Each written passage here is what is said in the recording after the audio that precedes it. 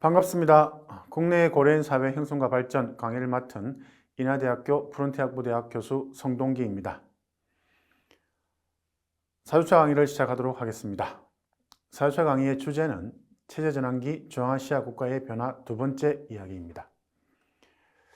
1차 시는 2000년 이후 카자흐스탄 정치와 경제의 변화에 대해서 말씀드리도록 하겠습니다.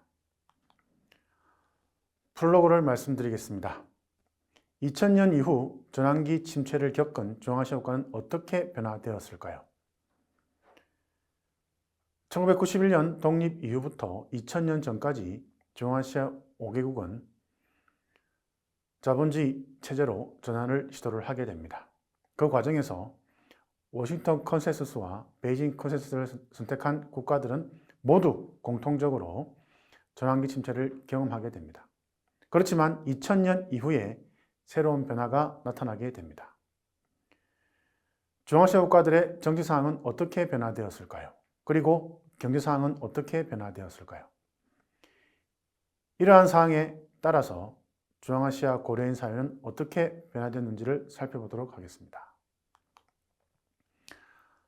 학습 목표는 다음과 같습니다. 첫 번째, 2000년 이후 중앙아시아 국가의 정치 변화를 이해합니다. 두 번째, 2000년 이후 중앙아시아 국가들의 경제 변화를 이해합니다. 세 번째, 중앙아시아 국가들의 변화된 상황이 고려인 사회에 어떤 영향을 미치게 되는지를 이해합니다. 카자흐스탄은 2000년 이후에 상당히 변화된 모습으로 탈바꿈을 하게 됩니다.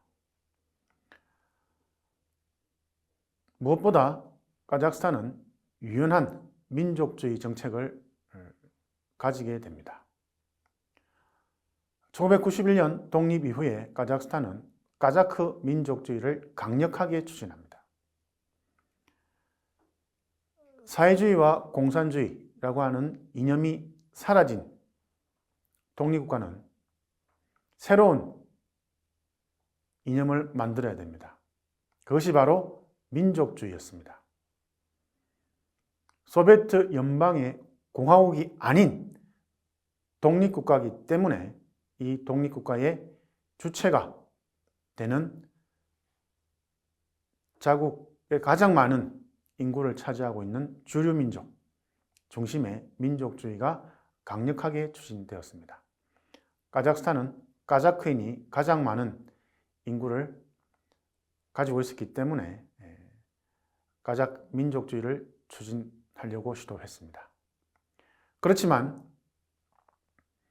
독립 당시에 카자크인의 인구 구성은 실질적으로 전체 인구에 대비해서 50%가 채 되지를 못했습니다.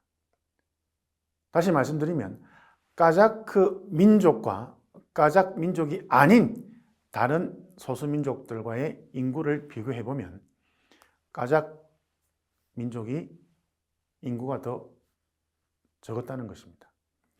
민족별로 보면 카자크인들이 제일 많았지만 전체 인구에서 카자크 민족이 차지하는 비중은 50% 이상이 되지를 못했다는 것입니다. 자, 이런 상황에서 카자크 민족주의를 강력하게 추진하게 되면 당연히 러시아인을 비롯한 다양한 소수민족들이 반발하게 됩니다. 자, 민족주의를 추진하는 데 있어서 가장 첫 번째 정책이 무엇이냐고 말씀을 드리면 카자크어가 국가의 공식어가 되는 것입니다. 소비에트 연방 시절에는 공식어가 국어가 러시아였습니다. 러시아어를 공식어로서 국어로서 몇십 년 사용했던 사람들이 91년 독립 이후에 갑작스럽게 카자크어를 국어로 받아들여야 됩니다. 그것도 전체 인구에서 50%를 차지하지 못하는 카자크 민족이 사용하는 카자크어를 사용해야 되는 것입니다. 91년 독립 초기에 추진했던 강력한 카자크 민족주의 때문에 카자흐스탄에 거주하던 러시아인을 비롯한 다양한 소수민족들이 결국 떠나게 됩니다. 러시아인들은 러시아로, 독일인들은 독일로, 유대인들은 이스라엘로 떠나게 됩니다. 강력한 까자크 민족주의 때문에 기존의 카자흐스탄을 발전시키는데 큰 인적 자원이었던 소수민족들이 떠나게 됩니다. 이런 상황이 계속되다 보니 카자흐스탄의 사회의 각 부분에 많은 문제가 발생하게 됩니다. 공장을 돌려야 됩니다. 그런데 그 공장을 기술자들이 떠나버립니다. 어느 순간 공장이 스톱돼 버립니다.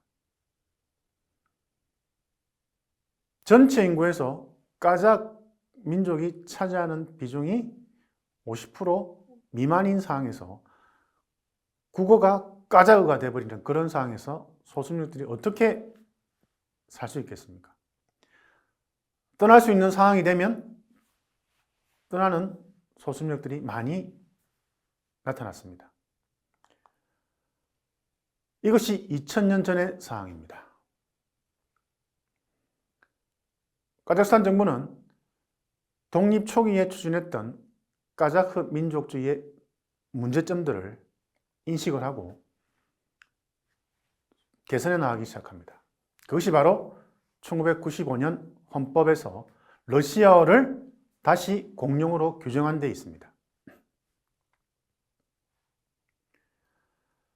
1995년 헌법 수정을 통해서 러시아어가 기존의 국어였던 까자흐와 함께 사용할 수 있다라고 규정을 함으로 인해서 소수민족들은 다시 러시아어를 사용할 수 있는 환경에 처하게 됩니다. 1995년 헌법 수정, 이것은 카자흐스탄 정부가 민족주의 정책을 유연하게 하겠다는 하나의 큰 정책이었습니다. 따라서 까자흐 민족주의 때문에 해외로 떠나는 소수민족의 수가 감소하게 됩니다. 고려인 사회도 마찬가지입니다. 갑작스럽게 까자흐를 모르면 사회에서 정상적으로 활동하기 힘든 그런 국가가 되어버렸기 때문에 살아가기 힘든 그런 상황이 발생했습니다. 그래서 카자흐스탄 고려인 사회에서도 가급적 기회가 되면 다른 국가로 이주하려고 시도를 했었습니다. 그렇지만 1995년에 헌법 수정을 통해서 유연한 민족주의 정책이 나타나면서 굳이 카자흐스탄을 떠나야 될 이유가 사라지게 된 것입니다. 카자흐스탄은 2000년 이전까지 자국에 매장되어 있는 아주 엄청난 석유를 생산해야 되는 과제에 직면했습니다. 독립 이후 서구의 메이저급 석유회사들이 카스피의 유전 개발에 투자를 하고 추진을 하게 됩니다. 여러분들 아시는 것처럼 유전을 개발해서 석유를 생산하는 그런 과정은 아주 상당한 시간이 필요합니다. 2000년 이전까지 이러한 과정이 계속해서 전개되었습니다. 유전을 탐사하고 개발하고 생산하는 그런 과정이 끝나고 드디어 카자흐스탄 국토 내에 주요 유전에서 석유가 생산되어서 수출되는 그 시점에 전 세계적으로 고유가 현상이 발생합니다. 2000년을 기점으로 생산된 유전이 해외로 수출되는 시기에 전 세계적으로 고유가가 발생한 것입니다. 카자흐스탄은 2000년 이후부터 단기간에 고도의 경제 성장을 할 수 있게 됩니다. 1991년 자본주의 체제로 전환하면서 카자흐스탄 정부는 급진적인 빅뱅식 워싱턴 컨센서스를 도입하게 됩니다. 그런 과정에서 엄청나게 많은 혼란이 발생했습니다. 자유화 과정, 사유화 과정, 안정화 과정이 정말 극도의 혼란스러운 상황으로 갔습니다. 그런데 2000년 이후에 고유가를 통해서 국가의 재정이 풍부해지면서 이러한 과거 지난 10년에 있었던 문제들이 하나하나씩 해결이 됩니다. 그리고 석유뿐만 아니라 가스, 지하자원, 전략광물들 이러한 원자재 가격이 2000년 이후에 같이 폭등하게 됩니다. 이러한 2000년 이후의 상황에서 카자흐스탄 경제가 고도로 성장하게 되면 카자흐스탄에 거주하던 시민들이 국가의 경제 성장의 혜택을 받게 됩니다. 2000년 이전까지 정말 극심한 전환기 침체를 겪었던 카자흐스탄 경제가 2000년 이후에 단기간에 고도의 성장을 하면서 카자흐스탄 시민들도 내가 지금 살고 있는 이 국가에서 무언가를 하면 성공할 수 있겠다는 자신감이 생깁니다. 카자흐스탄 고려인 사회도 마찬가지입니다. 정치적으로 민족주의 정책이 유연해지게 되고 그리고 2000년 이후에 카자흐스탄 경제가 고도의 성장을 하면서 더 이상 카자흐스탄 고려인들은 자기가 태어나고 성장했던 이 국가를 떠나지 않아도 되겠다고 하는 생각을 가지게 됩니다.